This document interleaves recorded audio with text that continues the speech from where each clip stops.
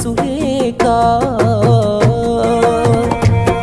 నువ్వు ఊర్వశివని కాదే నిన్ను ప్రేమించింది, నువ్వు దేవతవని కాదే నిన్ను పూజించింది, నువ్వు నింగివని కాదే నేలనేమైంది, నా ప్రాణం అనే కదా నీకు అలుసయ్యింది. రాతలో లేని రాధమ్మ చెప్పలేను